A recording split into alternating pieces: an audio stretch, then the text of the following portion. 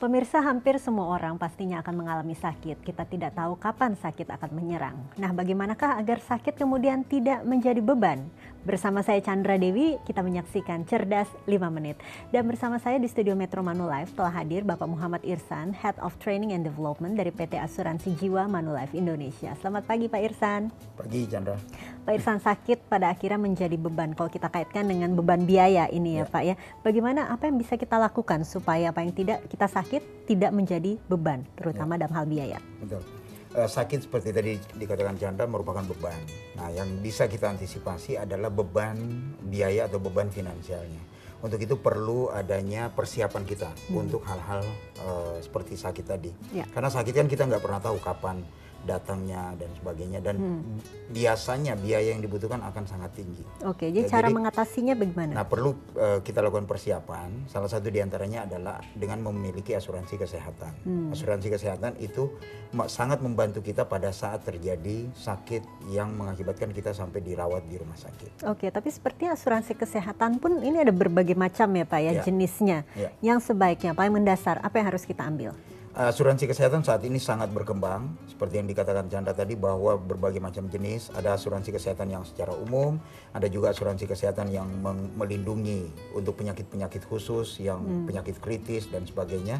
Yang paling tidak kita miliki, ya, yang paling awal yang harusnya kita miliki adalah proteksi asuransi kesehatan yang melindungi perawatan-perawatan yang umum. Misalnya biaya kamar perawatan, biaya dokter pada saat dirawat, biaya obat-obatan dan sebagainya. Itu pun termasuk ada juga ya, ada pilihannya ya Pak ya? Iya. Oke, nah barangkali bila mereka sang calon peserta kemudian sudah memiliki asuransi kesehatan dari kantor, karena ini umumnya terjadi betul. Apakah masih tetap harus memiliki asuransi kesehatan Pak? Ya, ini hal lain. Kalau di kantor sudah dapat perlindungan asuransi kesehatan, yang perlu kita pikirkan adalah apakah itu cukup atau belum. Kalau ternyata belum cukup menurut perkiraan kita bisa membeli tambahan asuransi kesehatan.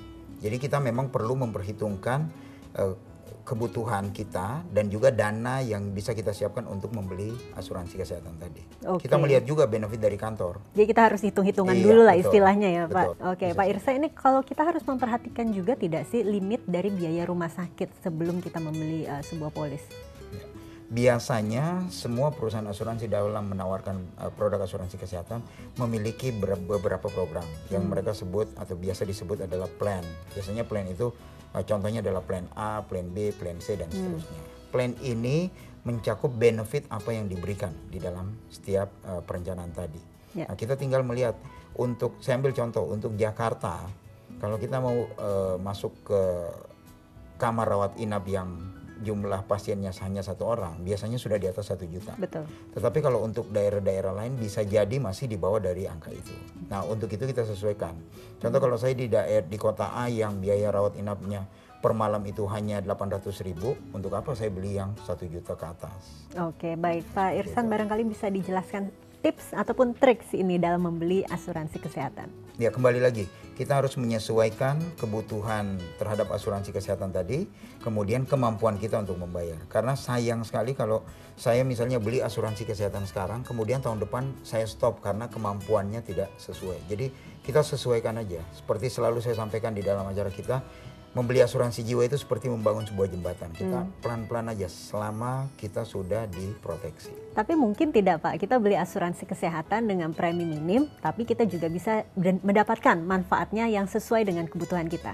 Nah, itu dia, kembali lagi. Kita tidak mungkin mendapatkan manfaat yang sangat tinggi untuk premi yang sangat rendah. Jadi kita menyesuaikan kemampuan bayar dengan manfaat yang akan kita terima. Selain itu juga bukan hanya kemampuan bayar, kita melihat manfaat yang kita terima itu harusnya maksimal terhadap apa yang kita butuhkan. Jadi kembali lagi kita harus melihat manfaat dan juga kebutuhan yang memang kita butuhkan, begitu ya Pak Irsan. Baik, terima kasih Pak Irsan atas kehadirannya. Dan demikianlah pemirsa Cerdas 5 Menit, Cerdas Finansial untuk episode kali ini. Saya Chandra Dewi, terima kasih atas perhatiannya. Sampai jumpa. Dipersembahkan oleh